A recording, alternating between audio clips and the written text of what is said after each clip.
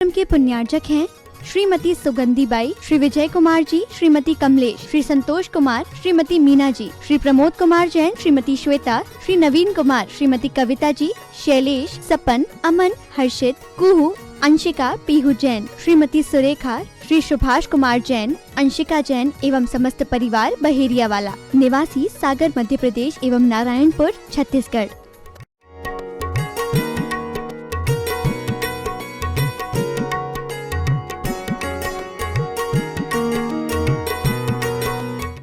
तो बड़े शीर्षस्थ लोग बैठ करके बात कर रहे थे कि जितना फुटबॉल के मैच में पैसा है, इतना पैसा क्रिकेट के मैच में क्यों नहीं आता, जबकि हम पूरी मेहनत के साथ खेलते हैं, बड़ी बड़ी कंपनियों को लेकर के खेलते हैं।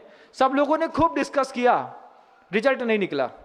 झाड़ू लगाने वाला एक क्लर्क था, वो साहब लोगों की बात सुन रहा था।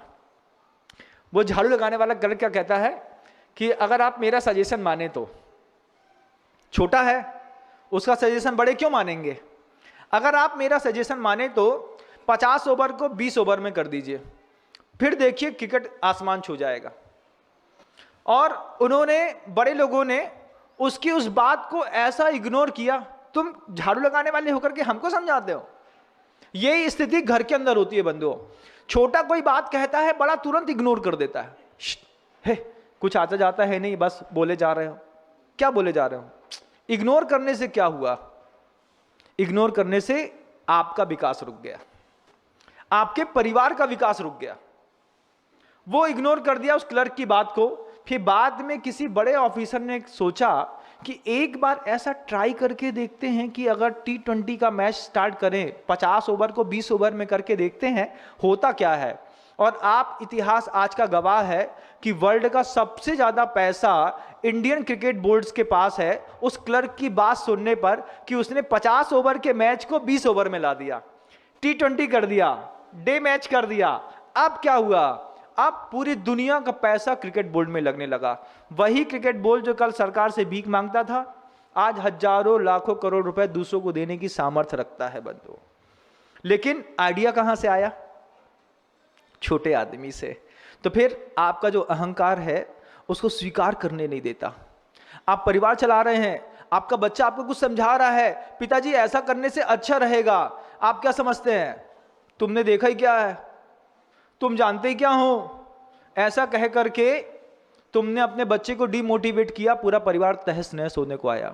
वही पिताजी संसार छोड़ करके चले जाएं, वही परिवार के बड़े बुजुर्ग एक बार अपना हाथ तो हटा लें, फिर देखो कितना डेवलप होते हैं वो बच्चे। हर बच्चा आसमान छूता है, हर बच्चा। क्यों? क्योंकि अब कोई डिमोटिवेट करने वाला नहीं है। घर के अंदर की प्रतिभाओं को, टैलेंट को डायरेक्शन चाहिए था, आपने उसके इमोशंस के साथ खेल करके उसको फ्रस्ट्रेट कर दिया और आप अपने परिवार के बड़े भी बने हैं। ऐसा कैसा परिवार चलाने की कला सीखी? ये क्या है? अज्ञान भाव। मदान्ध व्यक्ति है, नाली में पड़ा है और गंगा समझ रहा है। कुछ पैसे इकट्ठे कर लिए, अपने आप को धर्मात्मा और बड़ा आदमी समझने लगे। तुम एक बार हाथ तो छोड़ करके देखते, बताते हैं हम कि हां, पैसा कमाना किसको कहते हैं। शक्तियां अपने आप आती हैं बंधुओं। प्रत्येक व्यक्ति संसार का अपना एक अभूतपूर्व पुण्य लेकर के आया है, हर व्यक्ति। कई लोगों का पाप ऐसा है कि किसी और के पुण्य को फलने नहीं देता। परिवार चलाना हो तो पहला गंभीर और बड़ा सूत्र, संघ चलाना हो तो, परिवार चलाना हो तो, वियोग बुद्धि अपने मस्तिष्क में हमेशा तैयार रखिए। कुछ भी छिन सकता है, पल्ले का पुण्य कभी भी जा सकता है, डेडलाइन मेरी लाइफ की कभी भी आ सकती है, सत्ता है, संपत्ति है, सौंदर्य है, स्वास्थ्य है, कभी भी खो सकता है। हम तैयार हैं, जब होगा हम उसके लिए तैयार हैं। तैयारी कैसे होगी? उसके लिए कहा, जो न करे दिदु कंखम, इच्छाएं समाप्त कर दो। अपने छोटे से बड़े को क्या चाहिए भाई? क्या चाहिए बड़े को? हम गुरुदेव को क्या दे सकते हैं? आपका छोटा सा बच्चा दूध पीता, पिताजी को क्या दे सकता है? ले ही तो सकता है। लेकिन जब बड़ों के एक्सपेक्टेशन हो जाते हैं कि छोटा हमारे लिए करेगा, हमको डेवलप करेगा, उस समय परिवार का सामंजस्य बिगड़ने लगता है बंधु। ये परिवार को बिगाड़ने वाले लोग हैं। कैसे? अज्ञान भाव से ग्रसित। उनको कितना भी समझाओ, मानने तैयार नहीं है। अहम के रथ को छोड़ने तैयार नहीं है वो, और मन के कहे अनुसार चलते हैं। अगर तुम्हारे रथ का सारथी कोई नपुंसक होगा, कोई हिजड़ा होगा, तो वो तुमको अपने जैसी दुर्गति का पात्र बना देगा। मन को गुरुदेव हमेशा नपुंसक लिंगी है शब्द है मन। तुम अपने मन के हिसाब से चलते हो, जबकि तुमको आगम के हिसाब से चलना चाहिए था। फलतः आपकी कोई कीमत नहीं है। तुम्हारे पल्ले का पुण्य तुम्हारी थाली तक सीमित रह गया। नगर में मोहल्ले में निकलते हो, लोग तुमको गाली दे देते हैं। घर के अंदर पिताजी कहता हुआ बच्चा घूम रहा, बच्चे को चाटा मार दिया। अब जब मोहल्ले में निकलने के बाद किसी ने गाली दे दी, उसके सामने तुमने क्या किया? हो सह लो भैया, कुछ मत करो। इतनी बात अगर घर के बच्चे की सहेली होती तो ये पुण्य उछल करके संसार में प्रसिद्ध हो जाता। लेकिन बच्चे की नहीं सुनेंगे, क्योंकि वो बच्चा है, उम्र का कच्चा है। कितने लोग हैं संसार में, बड़े लोग इतने अहंकार के पद पे बैठे हैं घर के अंदर। क्यों बैठे हैं? आपका वो अहंकार क्या आपके घर को तहस नहस नहीं कर रहा? क्या घर के अंदर खोखला नहीं कर रहा? करता है महाराज। फिर भी कैसे छोड़े? पोजीशन है, छूट जाएगी। सबका समय आता है। जब किसी व्यक्ति का समय नहीं आता तो काल उसको अपने आप जड़ से उखाड़ करके नष्ट कर देता है। तुम जिस दिन निकल जाओगे उस दिन के बाद से फिर तुम्हारे परिवार की नई परिभाषाएं निकलना शुरू होगी। अगर तुम अपने परिवार का उच्चतम विकास देखना चाहते हो, ये स्वीकार भाव मन के अंदर लाओ। हम बच्चों की ढंग से सुन तो लें, समझ तो लें कि हो सकता है वो T20 का कोई आइडिया दे रहा हो सकता है उसके आइडिया से घर जो आज तक हमारे पुरुषार्थ से जितना बढ़ा इसका 10 गुना बढ़ जाए। लेकिन अहंकार का रथ कैसे छोड़ते हैं? बड़ा तकलीफ होती है महाराज। आपने तो कह दिया सिंहासन में पद पे बैठ करके, आपने तो कह दिया, सुन भी लिया, लेकिन छोड़ने में बहुत तकलीफ होती है। लेकिन गुरुदेव कहते हैं यहां पर और ऊंचा अपने घर को बनाना है। जो न करेदी दुगुंछम, शब्द दिया, दुगुंछा छोड़ दो। घर के अंदर रह करके घर के लोगों से ईर्ष्या खत्म कर दो। परिवार में संयुक्त परिवार है, उसी संयुक्त परिवार में आपको ईर्ष्या हो रही है। और यहां पर गुरुदेव कुंद कुंद भगवान कह रहे हैं, जो न करेदी दुगुंछम चेदा सब्बेस मेव धम्माणम। गाथा के चरण कुछ और भी हो सकते हैं, लेकिन गुरुदेव का भाव एक ही है कि कर्म फल के ऊपर कभी भी किसी भी बात में तुम द्वेष करना छोड़ दो। तुम परिवार के लोगों से ही ईर्ष्या करते हो। जिसने तुमको तुम्हारे विपरीत परिस्थितियों में साथ दिया और जो तुमको आगे साथ देने वाले हैं, उसी व्यक्ति से तुम्हारी ईर्ष्या है, इसलिए तुम्हारा घर बर्बाद है। तुम ईर्ष्या करते अपने अहंकार से, वो तुमको भाई नहीं, तुमने परिवार के सदस्य से ईर्ष्या कर दी।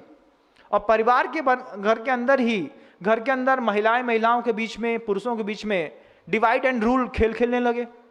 फूट डालो, शासन करो, अपना बनाओ, खुद डेवलप करो, ऐसा करो, कर लो।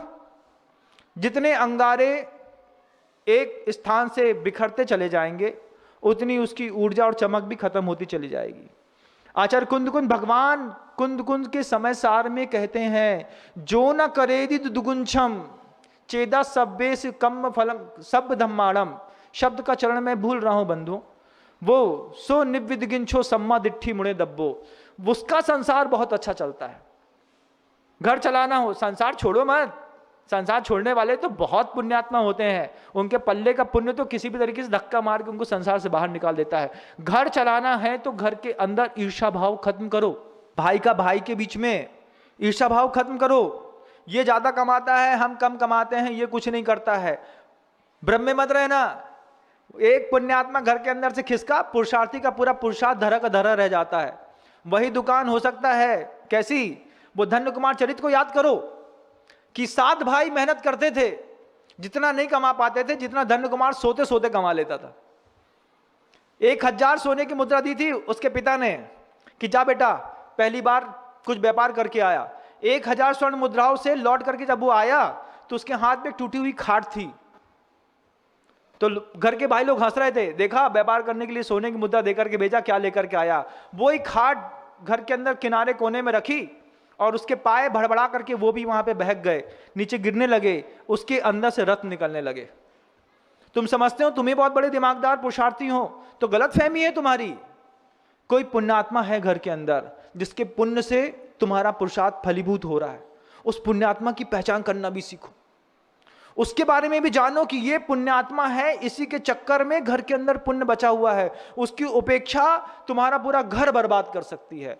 यहां पर आचार्य कुंद भगवान कहते हैं, जो न करे दी दुगुंछम, घर के अंदर ईर्षा भाव खत्म करो। मेरे शब्द नहीं है, मैं अपनी मर्जी से उपदेश नहीं दे रहा।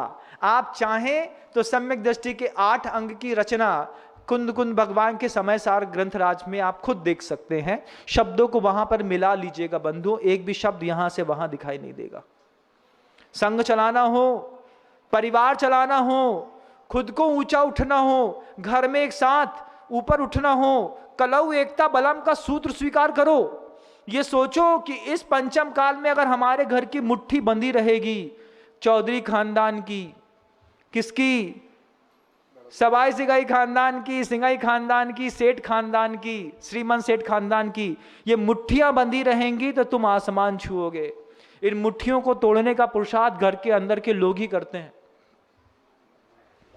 खुद बंटवारा करो, अलग हो जाओ। क्यों? अपन सुख से रहेंगे। अच्छा, तो बंटवारा करने से सुख मिलता है? बीच में 13 फुट के मकान में 7 फुट की दीवार करने से, खड़ा करने से सुख मिलता है क्या? क्या सोच के रखा तुम लोगों ने? अरे धर्म करने से सुख मिलता है।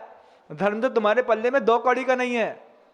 तुम मंदिर जाते नहीं, पूजा करते नहीं, भगवान का अभिषेक करते नहीं, बुनियों को दान देते नहीं, घर के अंदर चौका लगाते नहीं, तीर्थ की वंदना करते नहीं, कभी किसी गौशाला में तुमने किसी गाय को संभाला नहीं, संवारा नहीं, दिन भर लगे रहते हो अपनी फैक्ट्रियां चलाने में, और तुम समझते हो तुम पुण्यात्मा, तुम्हारे पुरुषार्थ से तुम्हारा जीवन चल रहा है। कितनी गलत फहमी है तुम्हारी। सोचिए, आप सोचिए, पुण्य चाहिए। दुनिया में हर वस्तु के बदले में पुण्य देना पड़ता है। अगर आप सोचते हैं कि पैसा देना पड़ता है तो आप गलत फहमी में हैं। वो पैसा भी पुण्य के उदय से आता है बंधुओं। छल करने वाले का पैसा रुकता नहीं है। यहां पर आचार्य कुंद भगवान कहते हैं, जो न करेदी दुगुंछम चेता सब्बे धम्माणम सो निविदिगिंछो सम्मा दिट्ठी मुड़े दब्बो। घर के अंदर घर संभालना हो, घर के अंदर कलऊ एकता बलम का सूत्र निकालो, अपनी बैठक में लिखो, हमारा परिवार मिलके रहेगा, कलऊ एकता बलम। यहां पर एक एक गाथाओं की एक एक कमरे में जरूरत है। समयसार ग्रंथराज की हर गाथा की कीमत समझो। घर के अंदर जितने हीरो हीरोइन के चित्र लगा करके रखे हैं, उसके अपेक्षा अच्छे स्लोगन लिखने की शैली अपनाओ कि बहुत अच्छे कार्डबोर्ड पर सोने की अक्षरों से एक पेंटिंग लगा करके एक स्लोगन गुरुदेव के शब्दों का लिख देंगे। गुरुदेव ने कहा है, पंचम काल में तुम्हारा घर टिकेगा, मजबूती से एकता बनी रहे। दो फाड़ करने वालों के कोई घर नहीं टिका करते। तुम अपने आप को, तुम सोचते हो ना, तुम ऐसा सोचते हो, ये तुम्हारी सोच है, ये वास्तव में तुम्हारा अज्ञान भाव है। ये तुम्हारा वो मदान भाव है कि तुम सोचते हो हम सब कर लेंगे। अकेला चना कब भाड़ा फोड़ पाया? अकेले व्यक्ति कब अपना उत्थान कर पाया? लौट के तुमको वहीं पे आना ही पड़ेगा। गुरुदेव ने एक बार बहुत अच्छी यहां पे कही थी। गुरुदेव ने क्या कहते हैं गुरुदेव कि जिसके बिना चलेगा नहीं और जिसके बिना चला नहीं, दो चीजें। जिसके बिना चलेगा नहीं और जिसके बिना चला नहीं, तुम दोनों के प्रति घृणा करते हो घर के अंदर रह करके। जिसका साथ लेकर के तुम बड़े हुए, तुमको उससे भी घृणा है।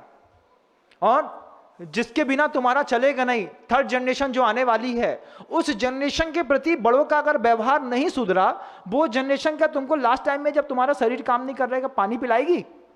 तुमको क्या लगता है? पिलाएगी? अरे महाराज, जो होगा देखा जाएगा, कौन इतना जीता है। ये जब तक शरीर स्वास्थ्य अच्छा है ना बंधु, तब तक अच्छा लग रहा है। जिस दिन स्वास्थ्य गिर जाएगा, और किस बात की, बेटा थोड़ा एक गिलास पानी ले आओ, वही बेटा कहेगा ये वही बाप है जो पिछले 20 साल से हमारे साथ ऐसा व्यवहार कर रहा था, तुम उठा लो, हम जा रहे हैं, हमको दूसरा काम है। उस समय ये विपरीत परिस्थितियों के जवाबदार आप हैं। क्यों? क्योंकि आपने घर के अंदर जिसके बिना चलेगे नहीं और जिसके बिना चलना नहीं, उन दोनों के प्रति अत्यधिक क्लेश भाव किया है। संसार में कितने परिवार अभी भी जो मेरी बात सुन रहे हैं बंधुओं चैनल्स के माध्यम से, वे अपने घर को आज भी सुधार लो। ये अज्ञान भाव का रथ छोड़ दो। विद्या रह माड़ूड़ो, विद्या रूपी रथ में सवार हो, मणो रह रहती हणदी सो चेदा। और अपने मन के को संयम में रख करके जिन धर्म की मिलकर के प्रभाव ना करो।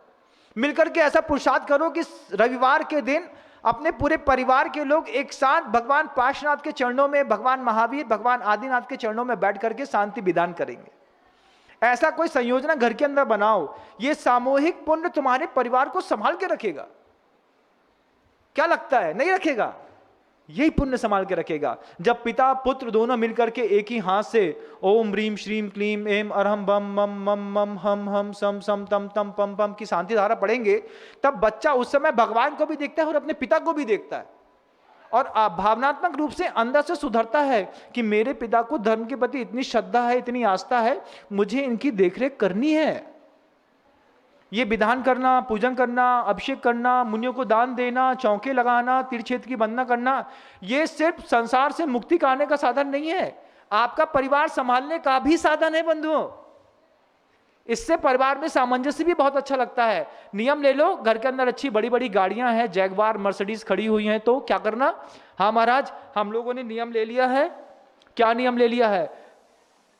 महीने के अंतिम संडे सैटरडे के दिन जो है, हम किसी तीर्थ क्षेत्र में जाकर के अच्छा विधान करते हैं, दिन भर तीर्थ क्षेत्र में रहते हैं, वहीं के भोजनालय का भोजन करते हैं और वहीं पे एक विधान करके स्तोत्र पाठ करके शाम को अपना लेकर के वापिस आ जाते हैं।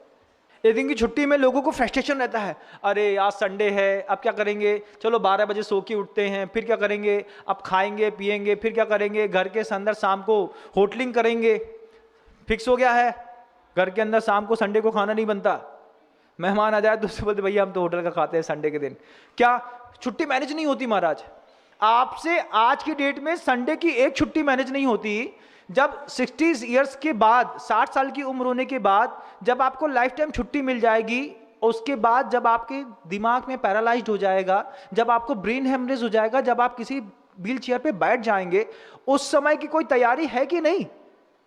उस समय जब समय आपको लगेगा अगले 30 साल की छुट्टी है, उस 30 साल की छुट्टी को कैसे मैनेज करोगे? कभी सोचा है, कभी समझा है कि स्तोत्र पाठ की कोई कला सीख लें, भक्तांबर ही याद कर लें, छोटी उम्र में बड़ी उम्र में पूजा करना शुरू कर दें, श्रद्धा ले आए, विवेक ले आए, कोई शक्ति ले आए, दान का सामर्थ्य ले आए, किसी प्रकार की अच्छी स्तोत्र पाठ की अपने का मुखाग्र कर लें। क्या करेंगे? महाराज कहते हैं सबका टाइम आने वाला है।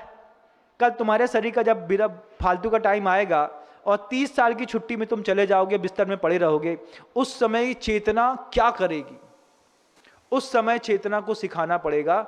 स्तोत्र पाठ याद करो, दर्शन पाठ याद करो, तत्वार्थ सूत्र याद करो, जिन सहस्रनाम स्तोत्र याद करो, कल्याण मंदिर स्तोत्र याद करो।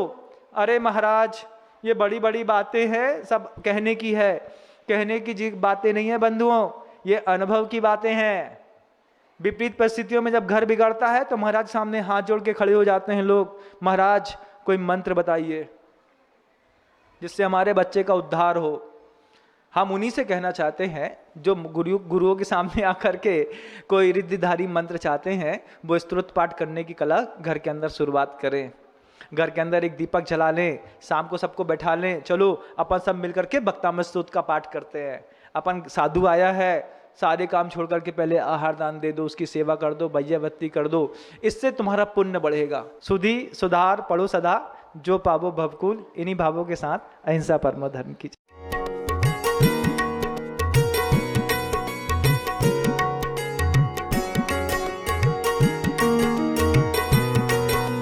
इस कार्यक्रम के पुण्यार्चक थे श्रीमती सुगंधी बाई, श्री विजय कुमार जी, श्रीमती कमलेश, श्री संतोष कुमार, श्रीमती मीना जी, श्री प्रमोद कुमार जैन, श्रीमती श्वेता, श्री नवीन कुमार, श्रीमती कविता जी, शैलेश, सपन, अमन, हर्षित, कुहू, अंशिका, पीहू जैन, श्रीमती सुरेखा, श्री सुभाष कुमार जैन, अंशिका जैन एवं समस्त परिवार बहेरिया वाला, निवासी सागर मध्य प्रदेश एवं नारायणपुर छत्तीसगढ़।